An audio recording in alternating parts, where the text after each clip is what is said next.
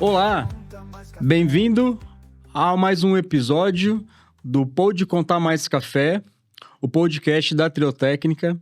Eu sou o Marco Sanches, sou especialista em finanças e sócio da Triotécnica. Estou aqui com meu sócio, Josimar, especialista em tributos. E hoje, não podia ser diferente, vamos falar da reforma tributária. Alguns aspectos, algumas características, algumas mudanças sob o ponto de vista daquilo que está na legislação, daquilo que tem se falado, do nosso entendimento sobre a reforma tributária. Então, espero que esse papo seja um papo muito informativo para que você que tem dúvidas como nós, e como a maioria, né, tem dúvidas sobre a reforma, saia daqui após ouvir esse tema, minimamente com algumas dúvidas esclarecidas, né? A gente não vai prometer que vai sanar todas as dúvidas, mas alguma informação adicional, a gente tem certeza que você vai aproveitar. Então, Josimar, começando, passando a palavra para você, reforma tributária, que bicho é esse? Bom, boa noite, bom dia ou boa tarde, não importa a hora que você vai ouvir esse podcast ou assistir a gente, seja muito bem-vindo. São percepções, tem coisas definidas, tem gente que está vendendo coisas que ainda não existem, mas tem muita coisa já que dá para você planejar. E a gente vai começar esse tema respondendo questões de forma mais abrangente, porque o importante agora não é você entender no detalhe, é você entender o impacto que vai gerar na sua vida, o impacto do seu negócio, o impacto na sua operação. Se você vai sobreviver ou não, é só uma questão de adaptação. Para você se adaptar, você precisa primeiro conhecer para que lado você está indo. E, às vezes, saber aonde você está. Bom, e aproveitando esse gancho, né? Hoje esse podcast vai ser um pouco diferente, através ali de uma enquete que nós fizemos sobre algumas perguntas, até perguntas rotineiras, perguntas comuns, né? Sobre a reforma tributária. A gente vai seguir algumas perguntas que acho que com esse roteiro a gente segue uma ordem e acaba fechando o tema. E o importante, já que o Marco falou disso, é importante a gente salientar que a gente tem uma comunidade. Essa comunidade é aberta a todo empresário, toda pessoa que tem interesse genuíno em falar sobre questões tributárias, questões financeiras, questões de recursos humanos, questões de planejamento tributário, questões contábeis. Ali, todo empresário ou qualquer pessoa é muito bem-vinda, desde que se limite a esses temas. A nossa comunidade, ninguém fica sem resposta, porque se a gente não souber, a gente vai atrás. Então já fica o convite. Se você não entrou na nossa comunidade da Triotécnica, vá na rede social e chame a gente para a gente te adicionar lá e te mandar o link. É mediante essa ação. Se você não agir, a gente não vai deixar o link aberto a qualquer pessoa entrar. Então, se você tiver interesse e ouviu esse podcast, entre em contato, qualquer canal, e a gente vai mandar o link para você, porque requer realmente uma ação sua para poder aprender, poder compartilhar e desenvolver as coisas que é do seu interesse, do seu negócio, para você produzir mais e valorizar ainda mais seu patrimônio. A primeira ação vai ser sempre sua. Eu quero. Bom, vamos lá então. Falando de reforma. Josimar, quais são os principais objetivos da reforma tributária hoje? A reforma tributária ela veio com a promessa de uma simplificação. Essa palavra ela causa amedronta, porque eu já escuto isso, sei lá, desde 1990 alguma coisa. Não vou falar a idade exata não, mas faz pelo menos 30 anos que eu escuto sobre simplificação tributária, seja ela por uma reforma, seja ela por um SPED, e ela veio com essa promessa de simplificar. Não vou dizer que não vai acontecer isso, mas o desenho que foi feito dela não será no médio prazo que isso vai acontecer. Perfeito. Mas, assim, e a simplificação, entenda, sempre é do lado de quem tem a caneta. Então, não adianta você esperar que a sua vida vai ficar feliz, Vai sim, você vai ter algum tipo de segurança jurídica, se é que é possível falar isso no Brasil, você talvez tenha. A promessa é essa, uma segurança jurídica, uma simplificação tributária. A gente tem um monte de imposto embutido e eles são em cascata, então talvez um imposto calculado de uma forma diferente, agora por fora, digamos assim, consiga a pessoa fazer mensuração de custo, fazer mensuração de performance de resultado de um produto ou outro e fazer um planejamento melhor. conhecendo e já sabendo que a carga tributária não vai influenciar de forma indireta a sua produção. Então, o melhor benefício prometido é esse. Tá bom. E na prática, o que muda? Vai mudar para as empresas de serviço, as indústrias, o comércio? Vai mudar tudo. Primeiro, a formação do preço, a forma que você... Hoje, o empresário se financia muito em cima do imposto. Uhum. Explico. Ele vende algo hoje no dia 1º e a perspectiva de fazer o pagamento, às vezes, no dia 20, 25 do outro mês. Então, ele tem ali no seu A fluxo perspectiva do pagamento do imposto. Então, ele vendeu R$100, ele sabe que tem 18%, por exemplo, de ICMS, que ele vai recolher lá pelo dia 20, 25 do outro mês, o PIS e a COFINS. Então, virou um caixa isso. Uhum. Ele roda, e se ele pagar, ele consegue vender e gerar mais. Na prática, a primeira promessa é isso não vai mais acontecer. Uhum. O imposto vai sair de um lado e o seu dinheiro do outro. Então, vai ser duas caixinhas. Meu dinheiro vem para cá, então você vai ter uma perspectiva melhor. Pior, né? De caixa. Pior de caixa. Vai ter que trabalhar o fornecedor. Se o seu fornecedor não pagar o imposto, você não vai ter o crédito. Então, vai virar uma qualificação de fornecedores. Em linhas gerais também, algumas transações que nós tínhamos como não incidente de PIS e COFINS passará a ter incidência. Uhum. Seja ela pessoa física ou jurídica. Porque a lei não fez distinção agora. Uhum. Um caso muito prático é locação de imóveis. Vai estar pagando um imposto. Sob algumas condições, a pessoa vai estar pagando o imposto de IBS e CBS, que são os impostos da reforma tributária. E aí, tem do imposto seletivo, que pouco se fala, que é o imposto do pecado, né? Que são alguns impostos ali, bebida com açúcares, bebidas alcoólicas e outros tipos de produtos. Tem o imposto seletivo, esse é o nome dele. Então, a gente vai ter essa mudança. Isso vai mudar drasticamente a forma como a gente encara os impostos, como a gente encara os fornecedores. Tá certo. Na prática, vai acontecer isso. E requer uma preparação gigantesca que a gente não está acostumado a fazer. O pessoal pergunta muito e tem dúvida, né? Fala assim, bom, agora os impostos vão mudar, vai deixar de existir os impostos que eu estou habituado, PIS, COFINS. Na verdade, as palavras, né, ou as siglas hoje, a gente fala muito, tem escutado muito IBS e CBS. Uhum. Então, essa sigla significa o quê? Isso vem para substituir o quê? Para deixar claro para o pessoal. A gente fez um IVA dual. O que é o IVA dual? A gente vai ter uma partilha de um mesmo imposto, digamos assim. Uhum. PIS e COFINS na parte federal, que vai ser substituído pelo IBS, e o CBS, o ISS e o ICMS.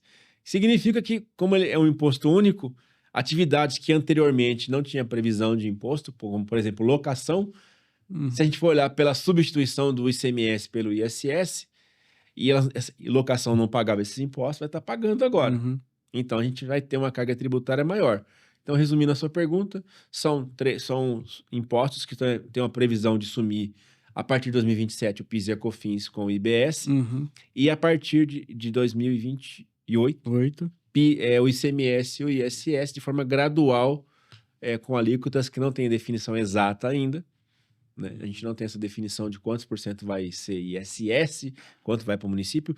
Essa é uma outra briga, porque tem gente vendendo curso de reforma tributária, mas não existe ainda uma regulamentação de quanto vai ser a alíquota e qual vai ser o valor que vai estar embutido ali. Então, a gente tem uma discussão ainda com os municípios, são 5 mil municípios, discutindo quem vai ter o representante lá para fazer. Então, a reforma tributária ainda tem um caminho longo, mas ela está acontecendo, a gente não pode deixar de acreditar ou de ficar dormindo no ponto, vamos dizer assim. Não vai acontecer. Já aconteceu a Lei 2.214, já tem a Lei o PL 108 aí que passou pela Câmara, pela Comissão de Constituição e Justiça do Senado.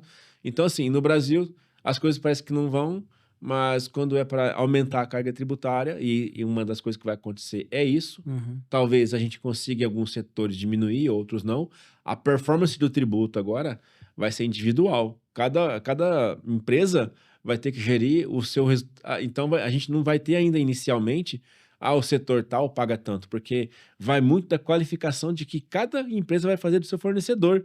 Então, a melhor gestão agora não vai ser, o setor paga 15%.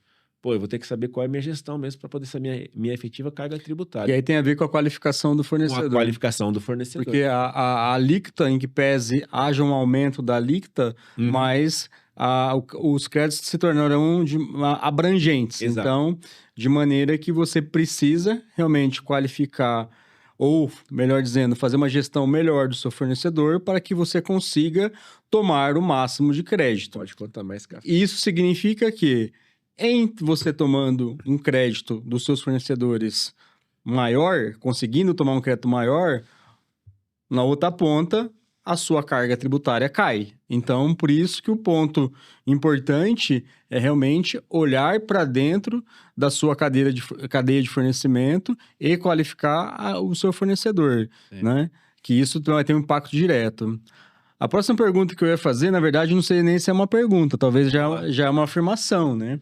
E você já falou que seria assim: a reforma tributária vai trazer impactos financeiros e econômicos? Vai. Na verdade, pelo que já acabou de falar, é uma afirmação, né? É uma afirmação, ela vai Né? impactar financeiramente as empresas na questão do fluxo de caixa, Exato. na programação dos pagamentos dos impostos, que vai ser online e ainda com split payment, que é o que a divisão do pagamento do tributo, que um vai para o governo e outro vai para sua conta.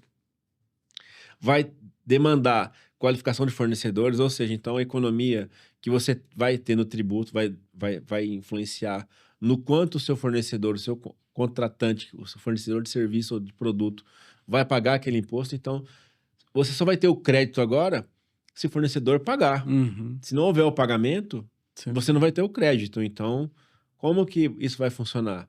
Ainda tem lá as normas, aí tem as atividades especiais, que a gente vai falar um pouco adiante sobre isso, que tem algumas reduções de alíquota. Isso em redução de alíquota é uma coisa interessante a entender, porque redução de alíquota não é redução de base, é um assunto mais técnico, mas a cadeia de crédito, pelo menos na reforma, é uma cadeia ampla, né? Não tem mais restrição à natureza do crédito. Eu explico. Antigamente, crédito de produtos administrativos, serviços administrativos, não seria possível tomar. A intenção do legislador é ampliar o crédito pleno, ou seja, pego de tudo que foi pago, se eu comprovar que foi pago. Uhum. Não temos ainda restrições quanto a isso, mas pode ser que elas venham. Se vir, aí vai ter o jurídico para discutir o mérito da lei. É uma lei também diferente, ela tem alguns aspectos jurídicos diferentes da lei nova, hipóteses de incidência, algumas coisas. Ele ampliou, por exemplo, não existe uma distinção agora em bem e serviço. Uhum. E aquilo que não for bem vai ser enquadrado como serviço. Então, hoje na lei, a gente tem aqui uma extensão assim, serviço é isso aqui, locação é isso aqui, bem é isso aqui, o resto, você vai, várias caixinhas de hipóteses de incidência. Na reforma tributária, praticamente isso foi eliminado. Eu tenho o bem, que é um bem corpóreo, e o bem não corpóreo, que vai ser serviço. E fora disso, inclusive a cessão de direitos sobre aquele bens também vai ser considerado serviço. Então, coisas que não eram tributadas, a cessão de direitos sobre bens também vai ser considerada serviço, na hipótese de abrangência da norma. Então, você vai ter praticamente tributação ampla, geral e restrita. Tá certo. E hoje, por exemplo, nessa questão das alíquotas, dos percentuais, é possível se falar em alíquotas hoje? A gente começou com 25%, está cogitando 28%. No Brasil, a gente pode temperar o mais caro, o mais pragmático. Então, eu trabalharia com 28%, quiçá 30%.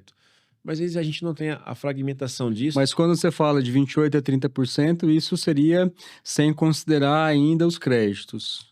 A alíquota efetiva cheia. Né? Uhum. Porque quando você fala de crédito, você vai colocar, eu vendi 1 milhão e eu paguei sobre esse 1 milhão de reais 30%, 300 mil reais. Aí eu comprei 500 mil. Uhum. Aí eu vou qualificar esses 500 mil e vou pegar os mesmos 30% para pagar a diferença. Ou, na verdade, para compensar, porque já foi pago. Uhum. Então, eu já paguei o imposto. Se eu for o fornecedor, teoricamente, quem comprar de mim vai exigir que eu pague o imposto. Então, na verdade, aquele imposto vai estar pago, eu vou ter uma conta de compensação entre os créditos e os débitos, para no final do mês saber se eu peço uma restituição ou se eu vou ter um crédito para poder aproveitar no outro, ou poder transferir o crédito. A gente pode dizer, então, que no final da cadeia, por exemplo, para o consumidor final, seja de um serviço, seja de um bem, ele vai ser impactado ou o preço final de um produto ou um serviço, ele vai ter um acréscimo real? Vai ter, porque você vai ter que incluir, igual nos países fora do Brasil. Você vai chegar, o meu IVA é 10%. Então, se a gente pensar no Paraguai, o IVA é 10%, você coloca o preço do seu E produto. mais 10%. E você já sabe que tem que pagar 10%. Então, isso é uma cultura já, a pessoa já tem isso. E é engraçado, né? O IVA, pelo menos em alguns países, é dessa forma. Ainda você consegue compensar tudo que você pagou. Inclusive pessoa física. Então, assim, a gente tá caminhando para esse cenário. Só que você pensar hoje, que você tem... vamos imaginar que você vai comprar uma casa. Aí você vai pagar R$1 milhão. E você tem que já saber que vai ter que desembolsar mais 300 mil para pagar aquela casa. Então, ao impacto no seu financeiro, o seu planejamento econômico, o seu planejamento de venda, de compra, mudou tudo. Todinho, porque se era já difícil juntar 1 milhão, agora vai ter que juntar 1 milhão e 300. 300 agora. Então, ou eu vou ter que comprar uma casa que caiba dentro de 1 milhão. 700. E aí você vai dividir, vai comprar uma casa, sei lá, de uns 750 mil, 700 e alguma coisa, ou você vai ter que arrumar uma forma de... Então, o impacto é esse. Se você tinha uma previsão de alguma coisa, você vai ter que adicionar aquele valor de alguma forma, vai impactar. Mas eu tenho crédito. Mas, cara, isso na teoria é lindo, mas na prática não é fácil você arrumar o dinheiro, de repente, uma vida inteira, para você comprar uma casa. Então, o setor imobiliário vai ser um dos super atingidos. Entendi. O que eu estou pensando aqui é o seguinte: se eu tenho uma empresa no qual eu sou considerado como uma empresa de serviço, porém, assim, eu cobro um percentual para que o meu cliente me remunere. Eu não... Como eu vou explicar isso? Eu não tenho informação de preço. Exato. Certo? Porque esse valor já é um percentual definido. Advogado, um percentual do êxito, por exemplo. E nesse caso, vou falar de um cliente, assim, de um caso normal, sem envolver o êxito, porque se eu tenho hoje um percentual fixo sobre uma determinada receita, logo eu tenho uma carga tributária aqui nessa ponta, certo? Se a reforma vem e impacta nesse meu serviço, nessa minha receita, por conta de uma tributação maior, logo a minha margem vai cair. Com certeza. Certo? Em acontecendo isso, eu tenho que, né? Cabe eu bater na porta do meu cliente e falar assim: olha, eu tinha um percentual de tanto sobre a receita, minha margem era tanto, com o advento, com a implantação da reforma, esse mesmo percentual, e por conta do impacto da carga tributária nova, minha margem caiu. Eu pedir uma recomposição. Você vê isso como possível? Essa estruturação, essa recombinação de reequilíbrio financeiro vai gerar bastante discussões. Mas assim, se a gente olhar vamos pegar o pior cenário, que você não consiga fazer uma repactuação de um contrato, que vai demorar. Por outro lado, você tem que analisar o seguinte: eu estou no melhor regime? Eu sou do Simples e de repente eu tenho lá um contrato com uma prefeitura e agora... A prefeitura talvez não é um bom exemplo, mas tem um contrato de fornecimento com alguém de longo prazo, eu vou conseguir repactuar isso? Ou esse cliente, de repente, vai exigir que eu saia do Simples, porque agora aquele serviço que eu presto, eu vou gerar um crédito para ele. Então, é esse lugar que você vai ter que olhar para prestar atenção em que posição do jogo você está. Se você não tiver essa posição, então quem é do lucro real hoje consegue fazer isso mais fácil, quem é do lucro presumido vai conseguir fazer mais fácil, quem é do simples vai fazer com alguma dificuldade. Mas olha o seguinte: na minha posição de jogo, eu consigo negociar ou eu vou ter que demonstrar para ele que... Porque não vai ser só simplesmente jogar 30%, por exemplo, ou 28% que seja. Eu vou ter que entender minha composição. Isso. E é no meio desse processo que muitas empresas vão quebrar. Porque a gente não vai conseguir... Muita gente vai falar: não vou colocar 30%. Se eu colocar 30%... Aproveitando isso aí, é até um gancho para você. Se você hoje não tem ideia da sua estrutura de custos, hoje, da sua carga tributária especificamente, é um bom momento para você começar a ter uma ideia. Por quê? Com a implantação da reforma, essa informação vai ficar mais complexa. Então, pelo menos você sabendo hoje como é, lá na frente você vai saber de onde você está para onde você vai. Então, planejamento tributário, planejamento financeiro, nesses tempos de reforma tributária, é importantíssimo, porque você começa a conhecer com profundidade o seu negócio e saber, de fato, qual é o impacto que a reforma vai trazer. A gente vai olhar para o negócio assim, hoje a pessoa tem 5 CNPJ. É o cara que vai ter problema. O cara tem 5 CNPJ, ele vai ter problema. Ele vai ter uma estrutura de custo totalmente aleatória. A gente vê por aí.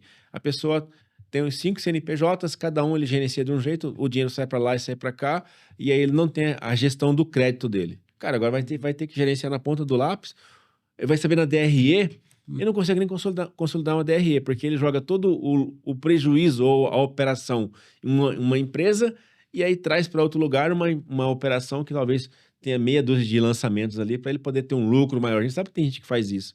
Isso vai acabar, porque naquela operação que tem um lucro maior agora, vai ter o imposto, não vai ter o crédito. Então, o cara que quebrar vai ser essa pessoa que tem uma gestão bagunçada ou uma gestão temerária do negócio dele. Então, o cara que não emite nota, o cara que tem 5 CNPJ, a empresa que não tem gestão, não sabe o que é uma DRE, sabe. Não tem gestão, não tem informação do não negócio. tem informação do preço de custo, essa aí está fadado a ter problemas gravíssimos de extinção com a reforma. Uma pergunta que surgiu aqui, né? Como a gente, nos nossos posts, nos nossos podcasts ou lives, até mesmo lives, a gente fala muito da equiparação hospitalar para clínicas, né?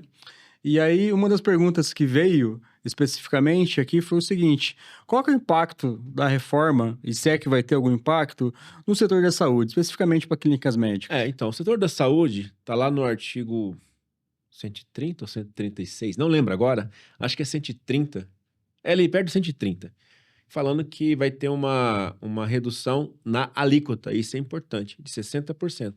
Só que ela não é ampla, ela tem uma listagem, acho que é no anexo 3 ou 4, a gente estuda muito aí começa a confundir os números, acho que é anexo 3. Tem uma lista ali de alguns serviços que terão esse benefício de redução de alíquota. Aí vem a pergunta, mas se eu tenho alíquota reduzida, então vamos imaginar que é 30%, 3 vezes 6, 18. Vou pagar 12. Então, se hoje a carga tributária de uma clínica médica, em termos de PIS e COFINS, é 3,65, ele vai tirar 3,65 do valor que ele paga hoje e vai aumentar 12. Então, na prática, está aumentando 9%. Se eu considerar que a carga tributária, na média, é 11%, ela vai para 20%. Vai para 20%.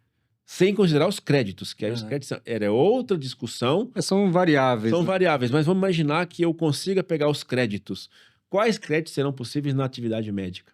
Eles serão plenos ou terão essa redução de 60% na proporção da alíquota? Eu entendo que não, porque eles serão plenos, porque uma vez que eu paguei, se ele for excluído, reduzido em 60%, ele vai me onerar ali no custo de aquisição, pelo menos em 40%, certo? Então, se eu pago 10 reais em alguma coisa, eu boto 30 de imposto em cima, e dos 3 reais eu só consigo tirar um percentual de 40, ele no mínimo vai me custar 11 reais efetivamente, 11,20, 11,40.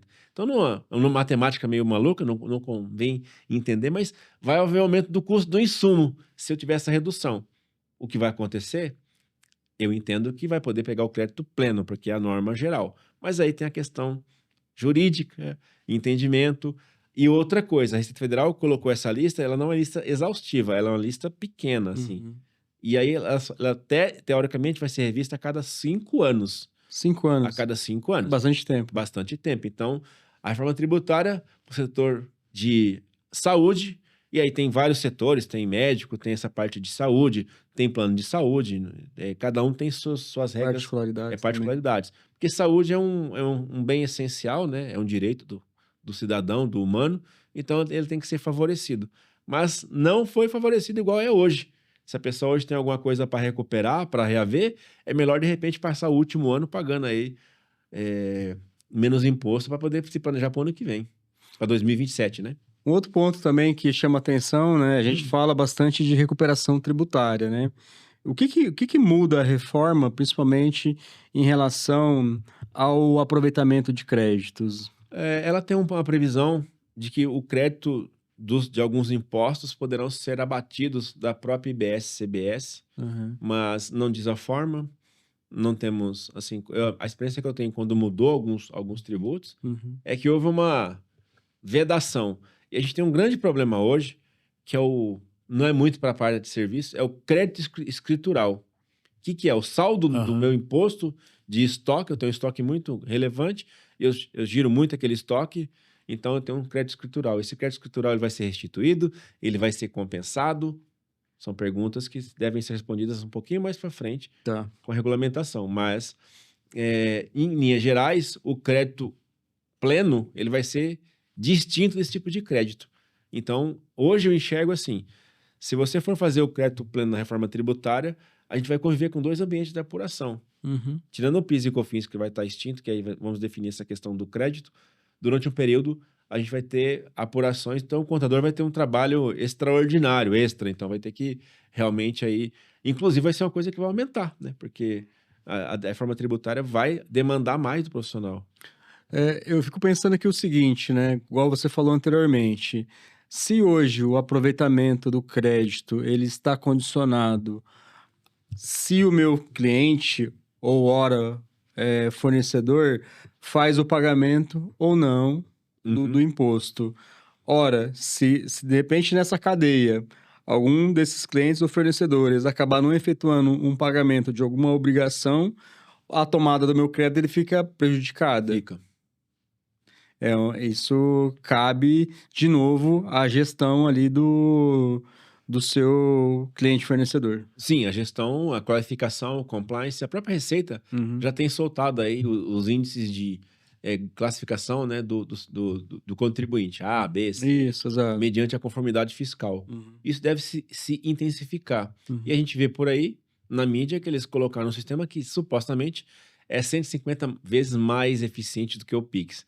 Se o PIX já tem essa eficiência tributária, essa eficiência de processual, imagina como vai ser. O ano que vem vai ser o ano que isso vai ser calibrado. Sim. Então, todas as empresas, o ano que vem, já tem que estar com as informações de cadastro prontas para emular nas notas fiscais e o governo, ao longo desse período, vai estar fazendo as simulações com valores simbólicos, justamente para falar assim, em 2027 eu estou preparado. Então, para valer. O governo está se preparando e você não vai se preparar, porque quem vai ficar na outra ponta, o lado mais fraco é a empresa. É o contribuinte. O contribuinte. Exato. E do ponto de vista de governança e compliance, assim, qual será ali os novos controles, as novas declarações? Isso já está definido? Não tem ainda uma declaração efetiva de IBS e CBS. Agora, para outubro, está definido algumas classificações para a parte de comércio. A gente vê algumas coisas tipo de crédito presumido, suspensão, mas tudo em classificação de informática. Então, do mesmo modo hoje que tem classificação de situação tributária para PIS, COFINS, incidência, não incidência, crédito presumido, redução, já tem essa previsão na norma técnica 02, falando como vai ser. Mas é mais título cadastral. Então, é adaptação desse sistema informático e não ainda de processamento. Mas o Brasil é o rei das declarações, então não duvido nada. Isso ser eletrônico e, de repente, você ter que provar que você fez certo. Muito embora você não tenha controle de nada. Esse aqui vai ser um absurdo. Você vai saber se pagou, se recebeu online e, de repente, você tem que fazer uma apuração. Brasil é esse negócio. Eu não me surpreenderia se não tivesse esse tipo de coisa depois. Imagina também, você também tem uma gestão absurda de muitos dados. Então, pode ser que incorra erros. Então, vai ter que ter o olhar do contribuinte sobre aquilo. Né? Você que pagou, então, de repente, o sistema é falho. Então, além do próprio sistema da Receita ter todo esse aparato, digamos assim, você vai ter que também olhar, porque é seu dinheiro, pô. Então, se você não prestar atenção nisso, é bem possível. E eu imagino que vai ter uma declaração, ou um tipo de relatório, ou alguma coisa que você vai entrar com um pedido, algum recurso. Teremos muitas discussões sobre partilha. A gente olha para o tribunal, por exemplo, qual será o tribunal, os tribunais estaduais de impostos e taxas discutem muito essa questão de ICMS. ela entende acabar e centralizar em um órgão. Essa definição Vai ficar debaixo do âmbito federal? do âmbito federal, com alguns representantes estaduais, a lei, o projeto trazia lá, eu não lembro agora, ele trazia toda uma estrutura de distribuição do comitê. E essa distribuição, como eu disse, tem 5 mil municípios, tem os estados. Ficariam para um órgão centralizado. Então, a gente vai estar centralizando todo o controle dos impostos em um órgão só. Então, é uma reforma também que impacta não só parte tributária, estrutura administrativa. Sim. Até quanto tempo vão ficar julgando ICMS? Até acabar o estoque de ICMS? Então, se o ICMS está previsto em 2033, supostamente as ações até 2033, esses tribunais existirão, esses julgadores existirão, e depois vão ficar julgando estoque de um negócio que já acabou. Já não existe mais. Não existe mais. Então, a gente tem essa reforma administrativa ainda. Ela impactou financeiro, tributário e administrativo. E por mais que a reforma pregue uma simplificação ali dos processos, na verdade, as empresas têm que se preparar, porque vai exigir bastante, como fala, software de gestão para você poder monitorar todas essas alterações. O otimismo agora é no sentido de que, se ela realmente passar, em que pese esse aumento de carga tributária, passar não, ela vai começar, já passou, mas se ela realmente fizer o que se promete, a gente vai ter um pouco mais de segurança jurídica nos investimentos, nos negócios. Então, você consegue planejar sem ter, agora incide, agora não incide. Isso é uma informação relevante. Isso é uma informação, assim, por mais que ela seja onerosa, se você conseguir ter uma previsibilidade do que vai acontecer para os próximos 10 anos, talvez a gente consiga sair desse caos tributário que a gente viva. Tá. Então, aí, realmente, o contador vai ter a função que ele exerce, que é trabalhar na gestão da informação para administrar a empresa. Vai deixar de ser um refém abduzido pelas questões tributárias. Não sei se eu vou ver isso, né? Se eu vou estar pronto para isso, mas se a gente pensar até 2033, talvez eu pretendo estar por aqui por mais uns 40 anos, então talvez eu veja isso. Mas, falando, né, desse briefing todo, de todas essas informações que você trouxe para cá, eu acho que o ponto que fica, principalmente por diversas, né, premissas, diversas nuances sobre a reforma tributária, eu acho que o recado até maior aqui para o empresário é realmente que estamos no momento ideal de repensar ali um planejamento tributário, um planejamento societário, olhar para essas questões, olhar para dentro da empresa, do ponto de vista, o que eu posso estar fazendo agora, né? Que se preparando antecipadamente. Na verdade, vai existir muita programação e muita simulação. Então, a gente não está acostumado, existia ali uma pesquisa sobre a capacidade de pagamento na pandemia, ficou muito claro isso, que o brasileiro, as empresas têm uma capacidade de caixa de 15 dias. Então, é muito pouco tempo. Então, quer dizer, eu consigo ficar 15 dias e pagar todas as minhas contas. Depois eu não tenho mais o cash runway, que se chama no termo técnico, capacidade de queimar dinheiro para poder fazer frente às despesas. Isso vai fazer com que muita empresa na reforma tributária se extingua pelas condições que a gente falou aqui. Então, se eu for deixar o último recado, se prepare, ajuste agora, pois pode não haver depois. Não vai ter depois, porque às vezes depois vai acontecer e você vai tocar do mesmo jeito. E esse toque do mesmo jeito... Eu acho que a questão do planejamento tributário agora e planejamento societário, até mesmo financeiro, constitui ali elementos de prevenção, na verdade. São medidas preventivas para que, como nós falamos há pouco, você não chegue realmente no meio, descubra somente quando a reforma estiver valendo mesmo, assim, para valer, que você vai saber, e agora, para onde que eu vou? Então, essa informação, o conhecimento prévio da sua operação, ele é importantíssimo, porque isso vai determinar o que a sua longevidade ou não, né? Amanhã a gente vai ter uma reunião com o cliente e é justamente sobre isso. Então, eu vou falar sobre a alíquota? Talvez, mas olha que interessante. Na análise que a gente fez, eu não vou falar sobre a alíquota, eu vou falar sobre o perfil do fornecedor de serviço dele. Uhum. Então, Se a gente for vai instruir o cliente amanhã para como vai administrar o perfil do fornecedor de cliente dele, ou seja, ele tem basicamente empresas do Simples Nacional que fornecem serviço para ele. Então ele tem ali uma cadeia gigante de fornecedores do Simples, porque normalmente o fornecedor de serviço, a empresa que contrata serviço, vamos imaginar que seja uma construtora. Ela contrata muitas empresas que vai prestar algum serviço que são do Simples. E agora essa construtora vai ter que olhar e falar, esse cara do Simples vai me dar o crédito quanto? Porque eu vou ter na outra ponta um valor para pagar e eu vou ter um valor menor. Então, qual é o meu custo? Então, eu vou ter que cobrar do cliente um negócio. Cara, então olha a diferença. A gente não está olhando para a carga tributária. Eu estou olhando para o perfil do fornecedor daquele serviço. E se ele é lucro real, presumido, a gente vai começar a entender essas nuances. É isso que vai impactar de fato.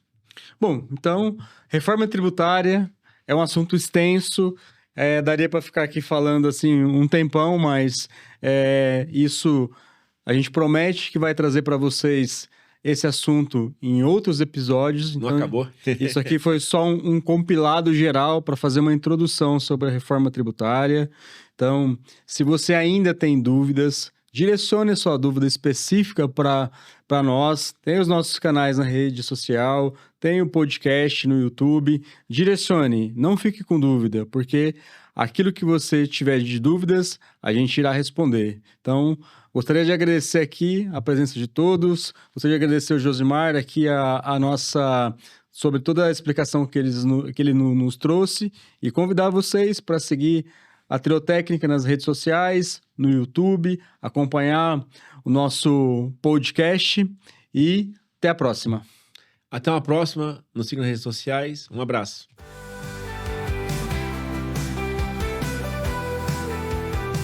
Seja bem-vindo ao nosso podcast. Um bate-papo descontraído, com muita informação de qualidade.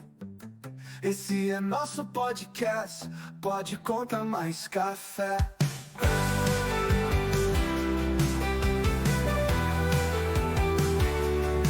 Pode Contar Mais Café.